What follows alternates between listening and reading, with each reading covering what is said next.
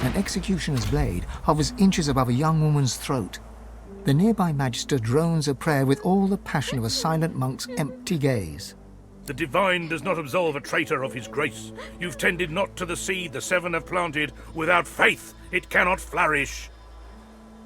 He gives you a cool look and nods to a bloody corpse in magister's garb. That's the welcome the Crossleys give to law-abiding magisters. Sorcerers, though, they get bathed and fed. Ain't that right, woman?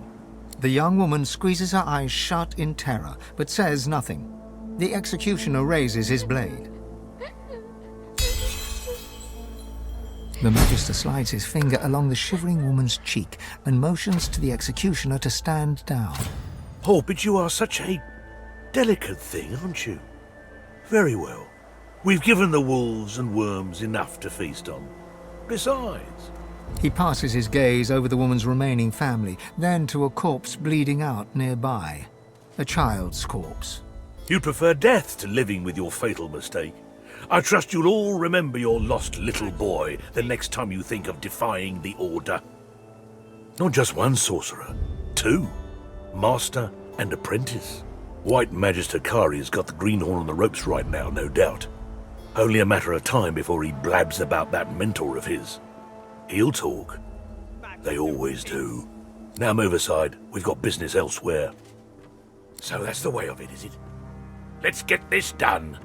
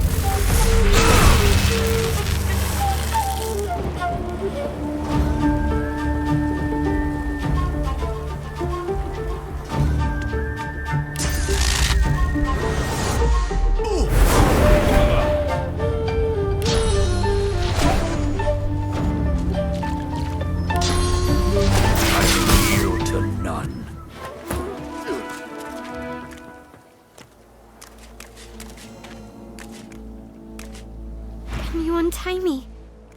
Please. Thank you. Her tear-stained cheeks quiver as she surveys the blood-spattered floorboards. It's like a bad nightmare. Except you never wake up. The young man grunts as he fruitlessly tries to free his hands from the heavy knotted rope. Thanks.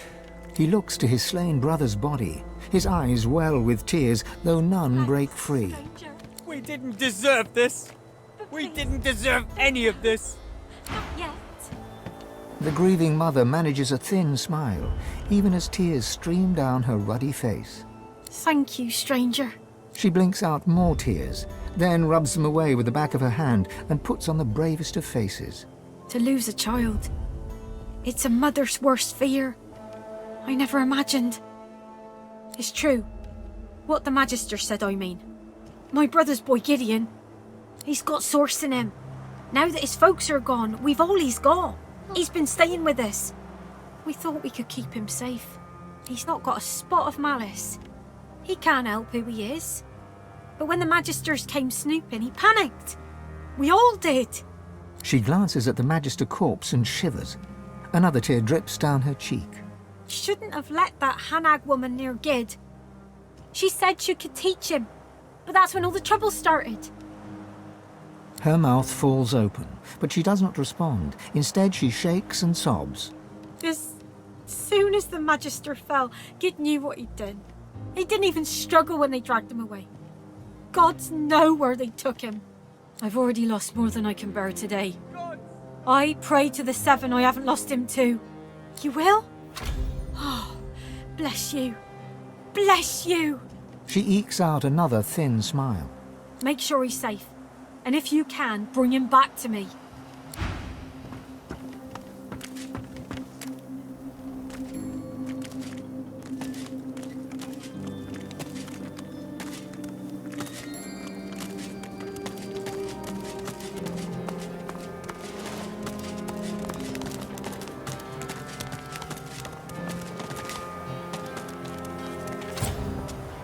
Who are you? Suspicious, he examines the document. On realizing it's real, he hands it back, then stands to attention. I apologize. I didn't know. Admission granted. You, there, guard! Admission granted! Relieved, he gives you a stiff salute, eyes forward.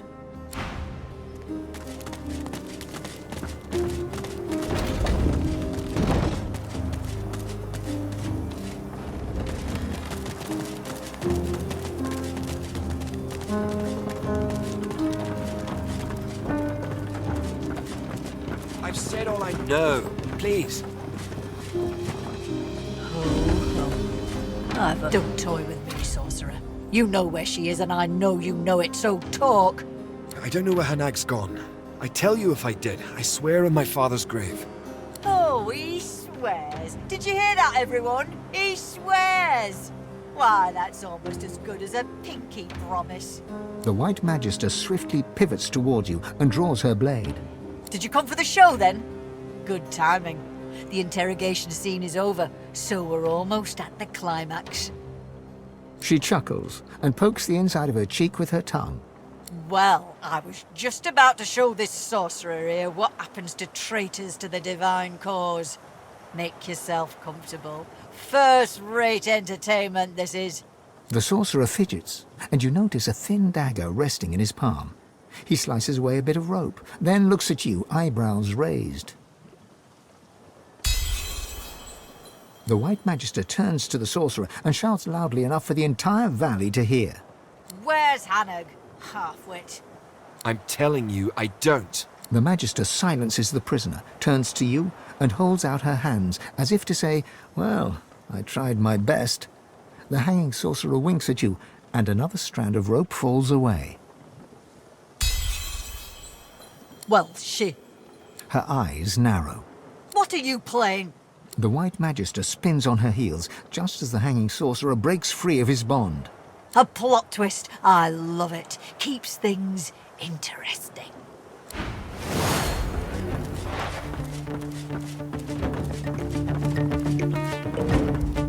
Damn. Damn all of you.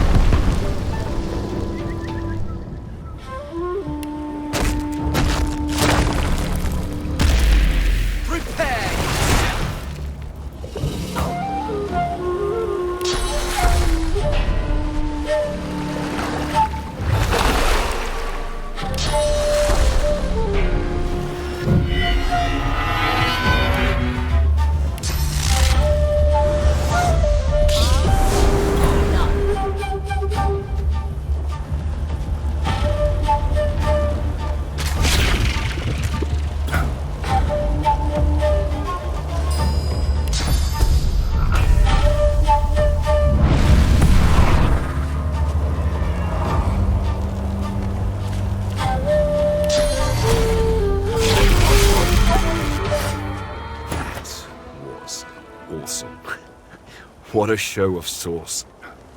You'd give Hanag a run for her money. He pauses a moment, and the amazement fades from his face. On your way here, did you see my family, by chance? My aunt and uncle, my cousins, little Henrik? Not all of them. Gwydian exhales slowly, evenly. I must go to them. The sorcerer waves goodbye, revealing the rope burns on his wrist from where he'd been bound and hanged.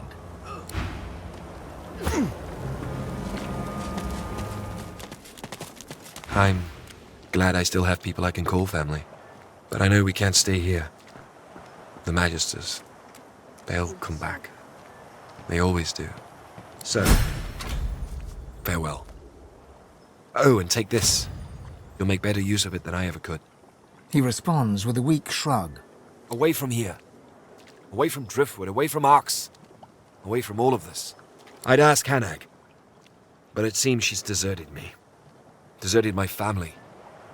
I have no idea where she disappeared to. Maybe it's best, I don't know. He turns wordlessly and takes his first steps towards a new life.